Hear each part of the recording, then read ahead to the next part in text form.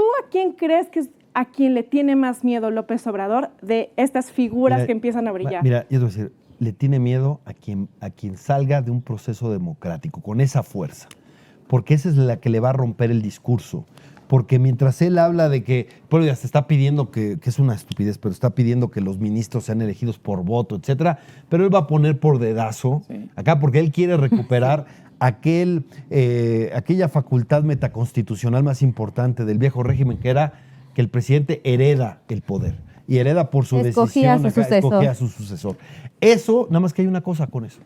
Eso es subestimar a la gente, subestimar al pueblo, subestimar a los ciudadanos, subestimar a la sociedad. Quien tiene que decidir quién nos gobierna somos nosotros. Claro. A ver, ¿cuál es el corazón de lo que hizo que los ciudadanos salieran estas fechas? Estaban defendiendo su derecho a elegir quién los gobierna. Así de simple. Eso Porque era el es riesgo. Y eso es lo que tenemos que defender y por eso no nos podemos equivocar ahora. Y por supuesto necesitamos mejorar nuestro sistema político, pero la mejor medicina para eso es que irrumpa. O sea, en lugar de tener miedo a la irrupción ciudadana, que ya se manifestó, al revés, que se exprese, que sea esa la fuerza de renovación de este país, ¿no? Eso va a ayudar. Y ojalá, insisto, que los partidos lo vean no como una amenaza a su status quo, sino como la oportunidad para recuperar una legitimidad que ya no tienen. Eso es clave. Pero eso tiene que ser audacia. Mira, ahora lo vemos. Hay que ver. Los partidos, las dirigencias están desgastadas. Eso es una realidad. Nada más hay que ver las redes, están desgastadas, ¿no? Para tener legitimidad necesitan apoyarse en la sociedad y en los ciudadanos. Sí, claro. ¿No? Esa es la gran apuesta y ojalá lo hagan porque, les voy a decir, en 2024 sabemos que todavía van a contar nuestros votos porque el plan B está detenido. Porque ¿cuál es la grilla del plan B? Lo que quiere el presidente es meter sus estructuras al INE, ¿no? Y lo que hacía el plan B es que iban a despedir a muchísima gente para que luego él teniendo ya una presidenta nueva fin, pudiera meter sus estructuras y ahí verías hasta servidores de la nación que se pasarían, no sé. Así es. No, pero es meter las estructuras en el servicio profesional del INE.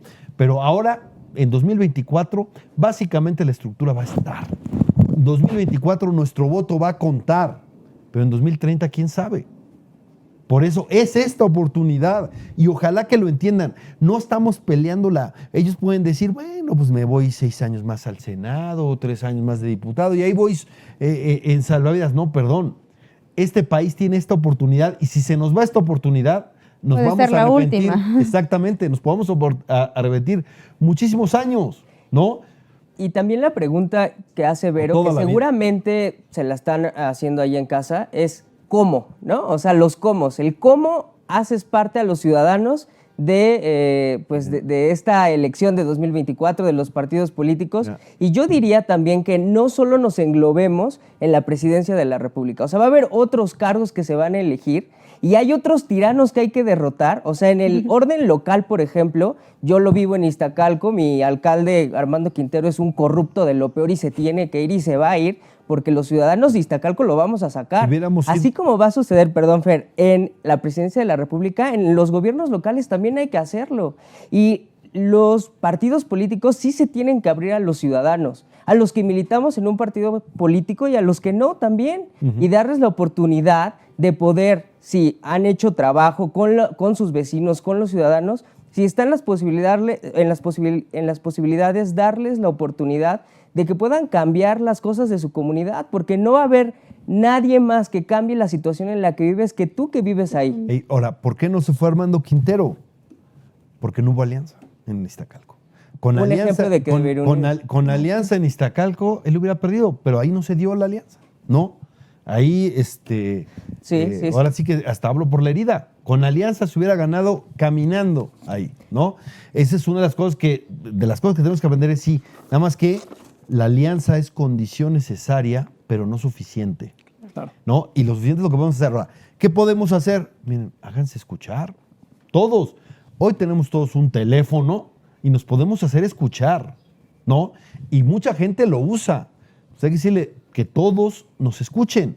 Hagamos ¿no? que AMLO nos tenga miedo al final. Sí, claro, mira, nada le ha generado más miedo que las 2 manifestaciones de ciudadanos. No, y que no se le olvide. Porque Que además, una fue su regalo de cumpleaños. sí, es más, hasta se hizo su propio desagravio para él con recursos sí. públicos, ¿no? Es ¿qué les digo? Es patético eso, porque la peor ibris de un gobernante es la soberbia. Y eso, ustedes sabrán que las tragedias griegas nacen de la ibris, que es esa descompensación, ese exceso que hay. Y lo pagan. El cosmos luego, que es un poco la lógica de la tragedia griega, cobra a esos excesos tremendos. Y estamos en un gobierno de muchos excesos, de muchos excesos. ¿Quién le tiene que cobrar esa ibris? Los ciudadanos en las urnas. Ese es nuestro poder. Eso tenemos que ver. Pero para eso la gente tiene que decir, ¿saben qué? No me están ofreciendo una elección para que yo decida cuál es el menos malo, ¿no? Exacto. Ese es el tema. Nosotros tenemos que decirle, perdón, aquí se aprendió de los errores y queremos hacer esto y de una manera distinta, realmente democrática, abierta, transparente, etcétera. Porque los problemas de la democracia se arreglan con más democracia.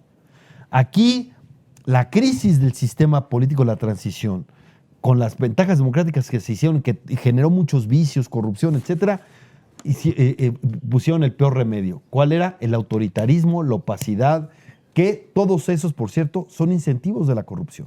Hoy hay más incentivos de la corrupción que en el sexenio pasado. ¿Por qué? Porque en el sexenio pasado había mucha corrupción, pero había la conciencia de que ese era un problema. Y entonces avanzó en la agenda anticorrupción. Salió la Ley General de Transparencia, salió el INAI con dientes, salió el Sistema Nacional Anticorrupción, salieron esas cosas que este cuate lo paró todo. Y entonces hay hoy más discrecionalidad, más concentración, se dan hoy más contratos sin licitar que en la época de Peña Nieto, ¿no? Y además no solo en el número, también en el monto. Y eso, perdón, ese es el paraíso de la corrupción y de los moches, ¿no? Y si tú me dices, ¿por qué quieren acabar con el INAI? Pues porque les incomoda tener que informar. Lógico. ¿No? Nada más que, pero al presidente siempre le ha incomodado tener que informar, siempre. sí, claro, bueno, desde siempre. Sí, pero aquí, insisto, la lucha es democracia o dictadura. ¿En qué lado vamos a estar? Y tenemos que convencer a la gente porque si gana la dictadura, su vida va a ser otra.